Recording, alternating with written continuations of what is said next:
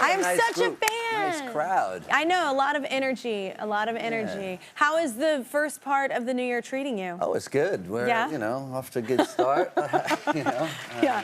It's this could always be this easy. Yes, exactly, Nice. exactly. You grew up in Queens. Well, when you get back here, do you go to any like old haunts, any places, like old stomping grounds? Yeah, I love this city. I mean, I had this old place. I hadn't been there in a while, but I've been meaning to go back, which is the restaurant El Quijote at the Chelsea Hotel. Oh. We used to go there. My parents and I used to go and get a lobster dinner. It was like fancy. It was fancy, but it was very inexpensive. Oh, okay. So it was an affordable lobster dinner. Yeah. But it was really a cool little spot, and we used to go there a lot. But I love this city, you know. Yeah. It's a magical place to live. I moved here and I was like, it literally feels like I'm walking home from work and you're in like a movie. It's just magical, and there's so many different cultures here. I grew up in a very small town in the South, so it was very different. And I love that my kids are getting that. And I love that you had pretty artistic parents, right, growing up? Yeah, that's cool. Yeah, it's very cool. I didn't have anybody artistic in my family, no? so yeah, so I was weird. Yeah, yeah, still am. Yeah, that's all right. I'm pretty weird too. Yeah. I think it doesn't make you not weird to have an artistic background. It just makes you feel like it's all good, and you know, they were very encouraging. But my mom is Sylvia Plahy. Some of you might know who she is. She's an amazing photographer. Yeah. And my dad is also very talented.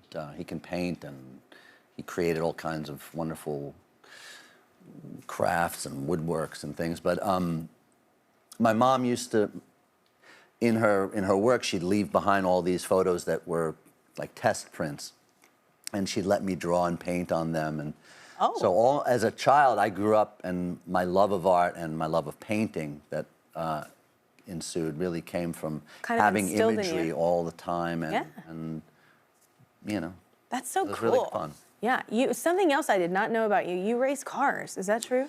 I didn't know that. Yeah, I drag raced growing up. I did a lot of. Very grease lightning of you. I know nothing about drag racing. Yeah, there's nothing else to do. Yeah. No, what got you into that? You know, all the kids on my block, or the few kids that I related to, had muscle cars, and my dad loves cars as well. But like when I was a kid, I was obsessed with cars. Yeah. And couldn't really afford anything that worked, so I had to learn how to fix them. And then once you learn how to fix them, you learn how to make them go fast, pretty fast. And then, yeah, one thing led to another. And but I love that time in my life. I'm glad I made it out of it. But yeah, I'm alive. I'm alive. Yeah, I love muscle cars. I've owned a few. The problem with me is I don't know what I don't know how to fix them. But I had a '67 Chevelle named Charlie. Oh. So rocket on wheels. Yeah. Oh, that's nice. It was really nice. I think they made a horror movie like that. But I didn't, well, me behind the wheel was kind of the start of the horror movie. Yeah. I love it. I love I just feel like it just drives differently. It's just a different thing. And I grew up poor, so we didn't have any money for anything cool like that. So, but then you have money to buy it and you don't know what you're doing. Yeah. Like, well, does it look cool? Cars were more forgiving then and more accessible. Now it's like, it's like especially with the technology. It's like an iPad. I don't know what to do. Yeah, exactly. I asked my children. So is it true that your family, do they also have like a lot of superstitions? Yeah, I mean, it's funny, this film, The Brutalist, is about a Hungarian immigrant who comes to America, and I'm a descendant of Hungarian immigrants who came to America. My mother and my grandparents arrived in the 50s, and they fled Budapest during the revolution and started a life here. And with them, they brought quite a lot of superstitions, like if you lose your keys or something, for instance, which we all do, my mom will turn a glass over, and the reason is that there's a little fairy stealing your keys around in the house, and you catch it, and I swear it works. Okay. So try it at home. Okay. But so many people are going home tonight. People are knocking on wood.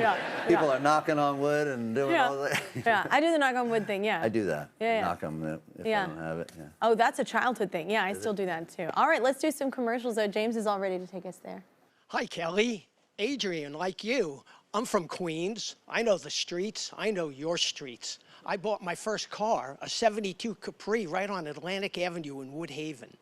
Queens is a borough for dreams and winners, a melting pot from the pastrami king to Jan's ice creams to winners like you. I'm proud to call it home. Stay here. Yeah. Kelly has more with Adrien after this. We are back with Adrien Brody, everybody. That was a look at his new movie. It's called The Brutalist. Mission theaters now. The film got a 12-minute standing ovation when it premiered at the Venice Film Festival.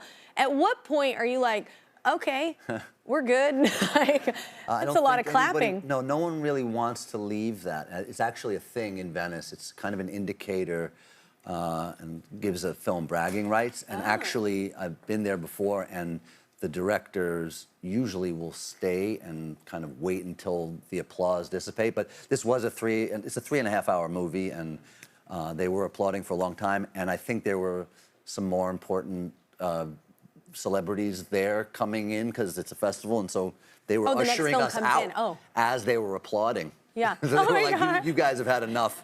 And they were trying to keep it moving. Applause. I think George Clooney and Brad Pitt were about to show up. So I've never heard of them. Get these guys out of here. Wait, explain to everybody what it's about. The Brutalist is a film about a Hungarian immigrant who moves to America after the war in World War II and begins again. He toils in poverty, and he gets this commission from this wealthy benefactor to build this giant project that is apparently the American dream. And, you know, the film really speaks to the immigrant struggle and the complexity of the American dream and how hard it is to come to America, assimilate, to be treated as an equal, and to free yourself of the persecution of the horrors of the war and other places in the world. Well, that, you said your family, I mean, that had to kind of hit your family a bit too. I heard that it kind of brought you and your mom closer. Yeah, I mean, it's something that's very intimate to me. The immigrant experience. I think it's, you know, many people in America are descendants of a lot of us all are. Yeah. And you know, my parents fled Budapest in 1956, and they had to leave everything behind. My grandparents and my mother fled. Starting over. And my mom left her life and friends at the age of 13, and I see how that's influenced her very much.